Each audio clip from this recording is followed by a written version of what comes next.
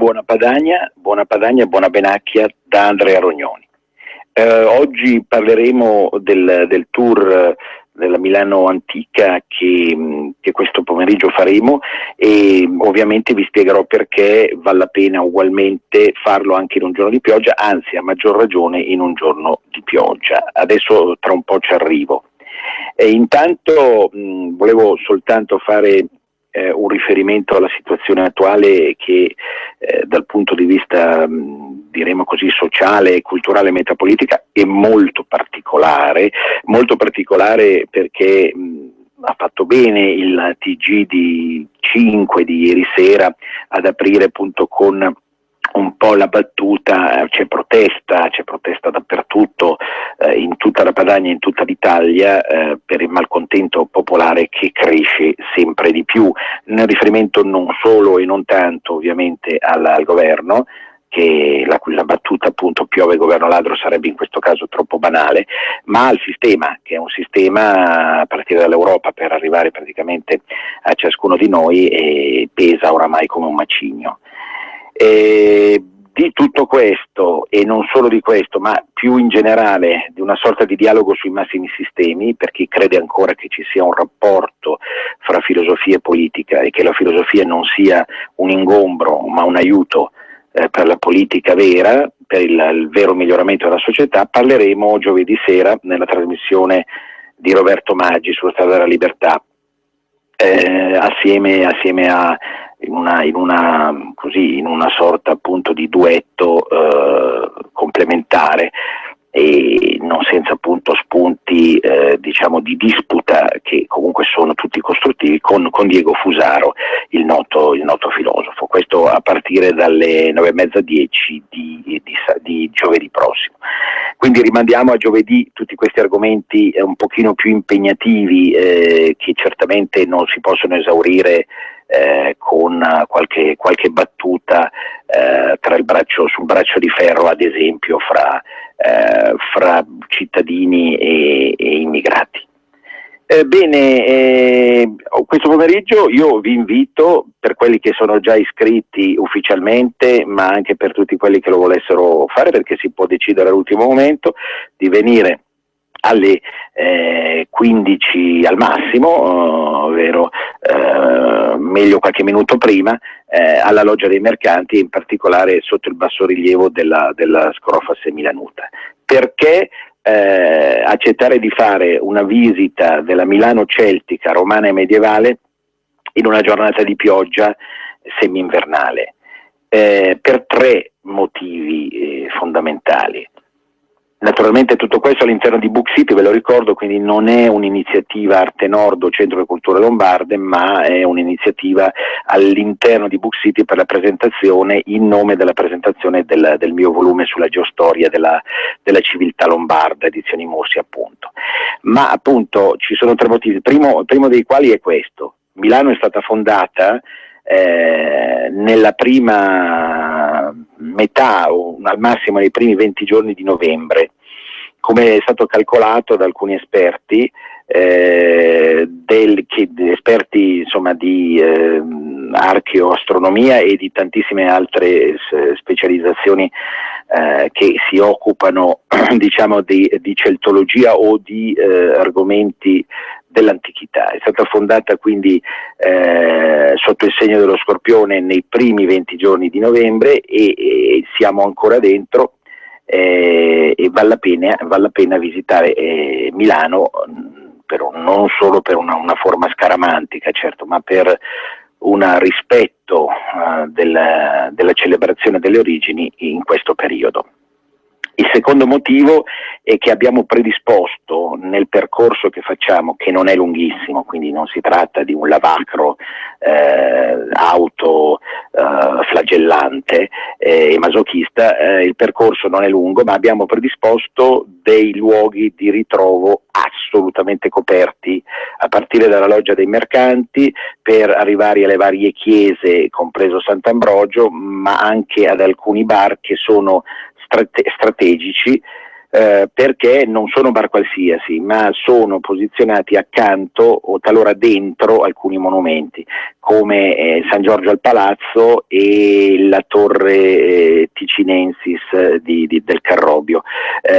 dove c'è un bellissimo bar. Quindi si tratta semplicemente di passare da un luogo all'altro, naturalmente seguendo una logica, che è quella appunto di partire dalla Milano celtica per passare attraverso la Milano romana e arrivare alla Milano medievale.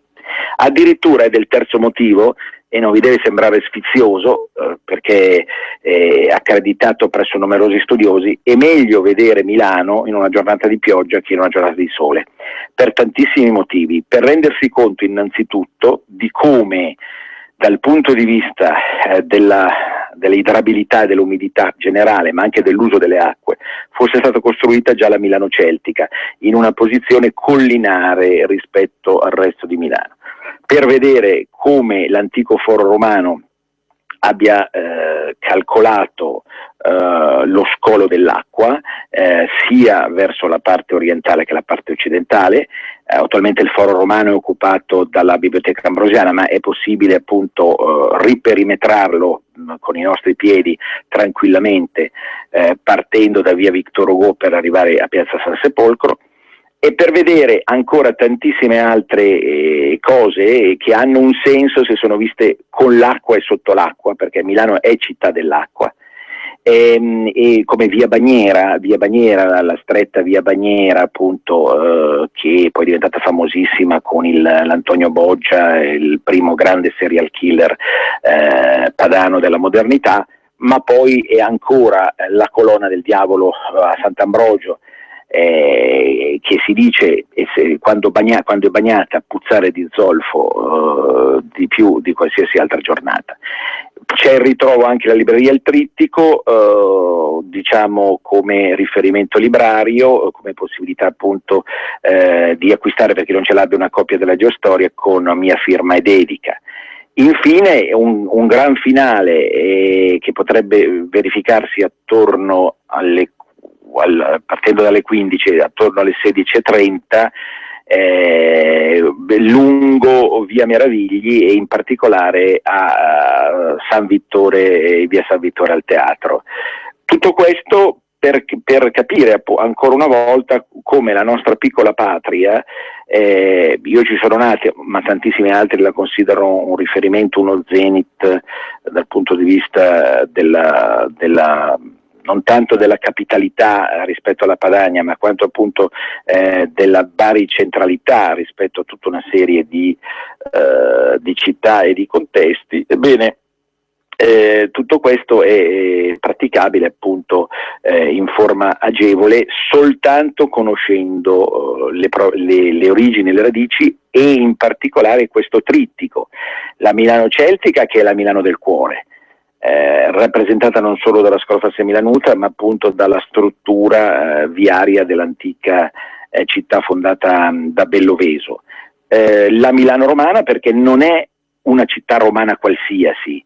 che evidentemente mostra semplicemente i tratti di una proterva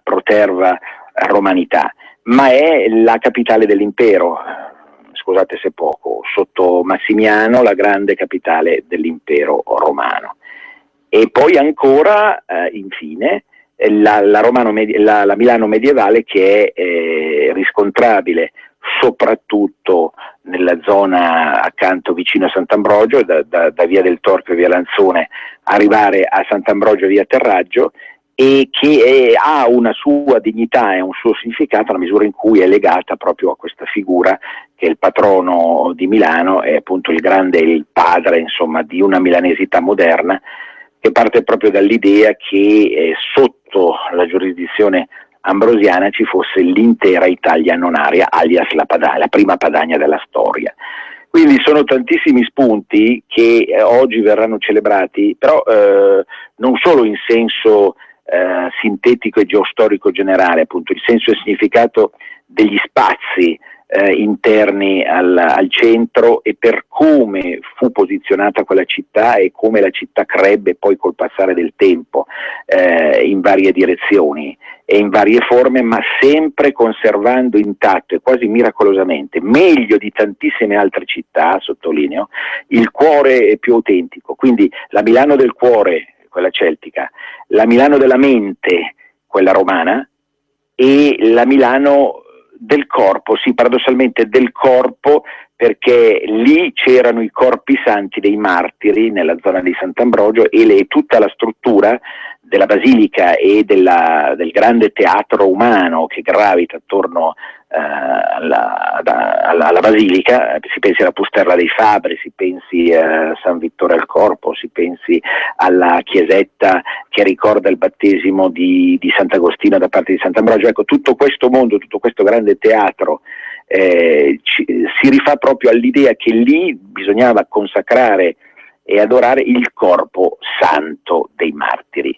il che non è soltanto un fattore religioso, o perlomeno nel caso di Milano l'elemento religioso è in subordine rispetto a un altro elemento che è il rispetto dei propri antenati ed evidentemente di chi si considera in qualche modo fondatore effettivo della città moderna. Tutti spunti che quindi vale la pena riconsiderare oggi, e anche evidentemente in una giornata di pioggia, certo in un contesto climatico certamente molto mutato rispetto non solo ai tempi degli antichi Celti o Romani, ma appunto ai tempi di Sant'Ambrogio e degli altri.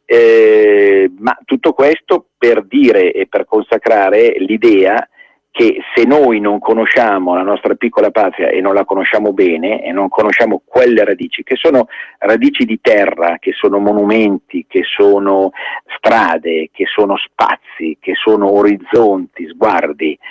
pensate soltanto allo sguardo che si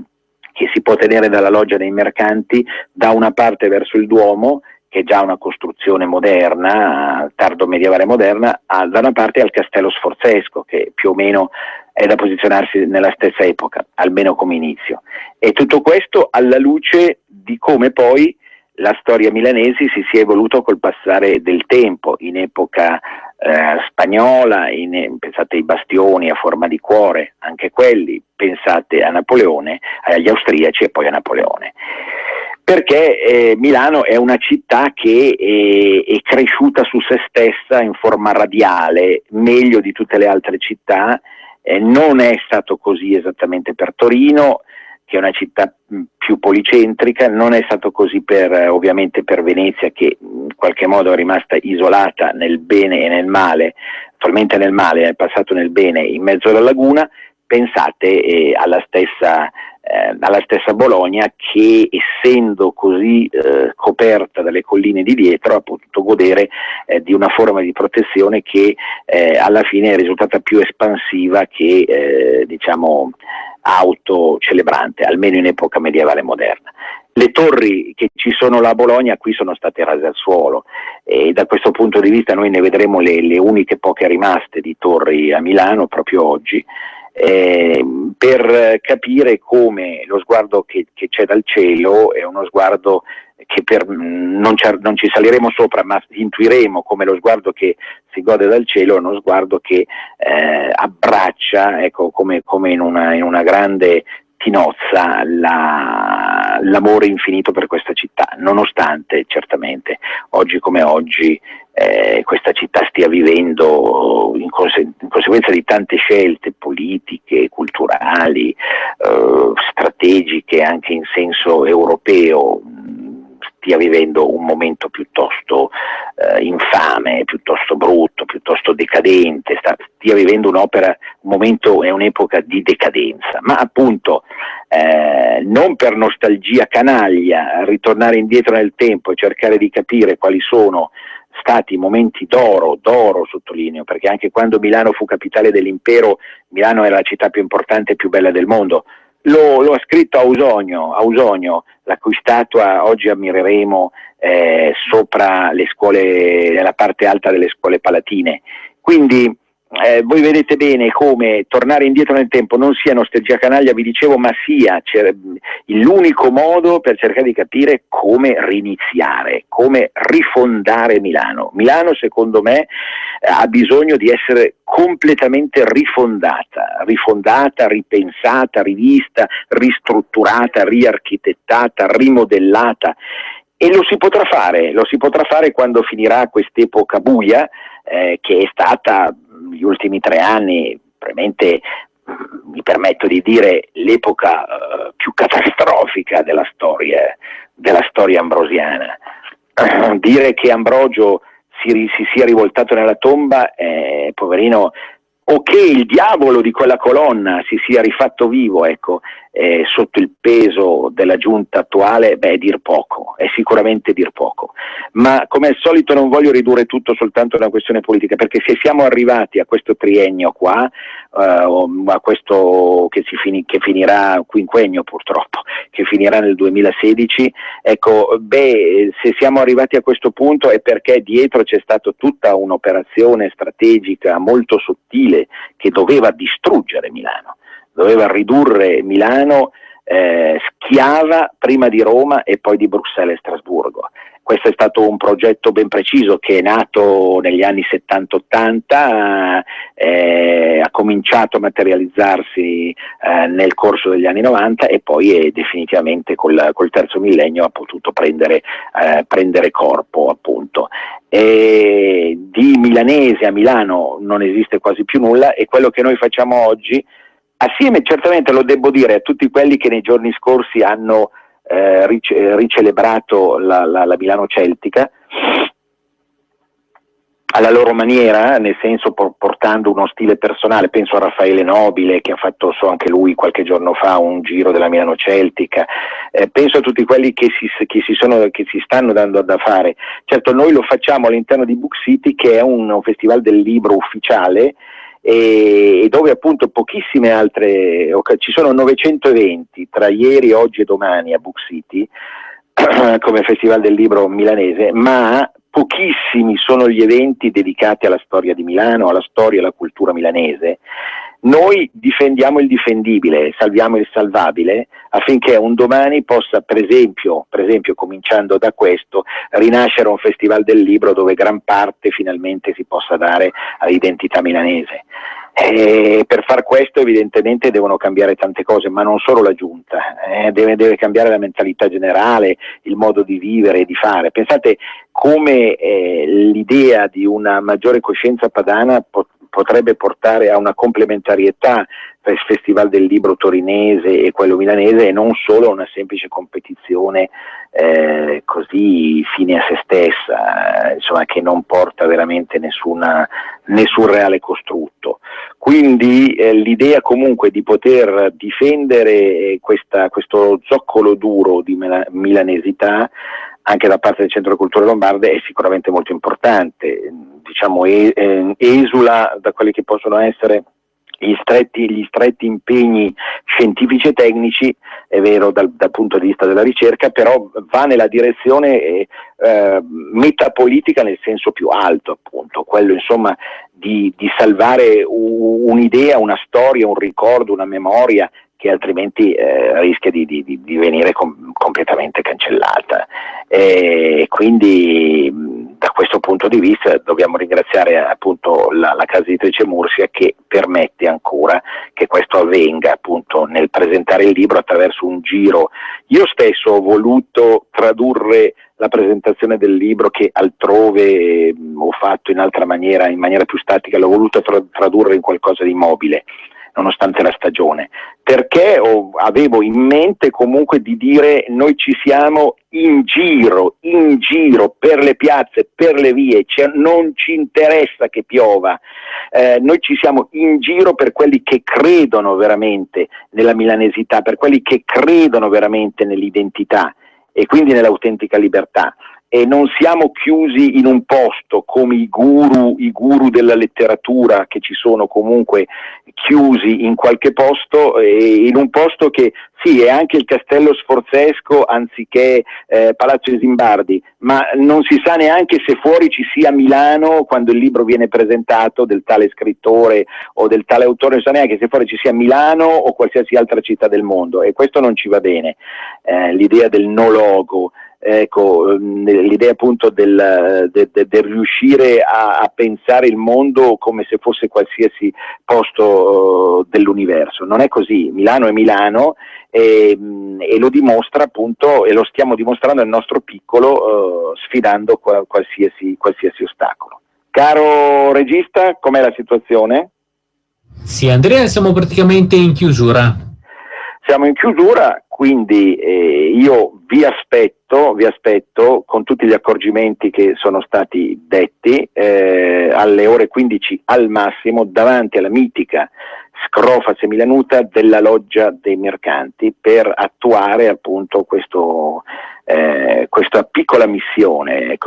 piccola missione che però per noi, ricordate le famose parole di chi è arrivato sulla Luna, è un piccolo passo per l'uomo, ma è un grande passo per l'umanità. Per Milano poi è il regalo più bello che si poteva fare nel giorno del suo compleanno. Un grande abbraccio a tutti, Venezia risorga a Venezia, a risentirci lunedì prossimo e poi giovedì, a risentirci. Avete ascoltato Arte Nord, un nuovo modo per sostenere la tua radio. Visita www.radiopadania.net. Nella pagina principale troverai un pulsante Donazione. Ti basta un clic e potrai versare il tuo contributo volontario direttamente online. Potrai donare con ogni tipo di carta di credito, anche prepagata. Ti aspettiamo online su www.radiopadania.net.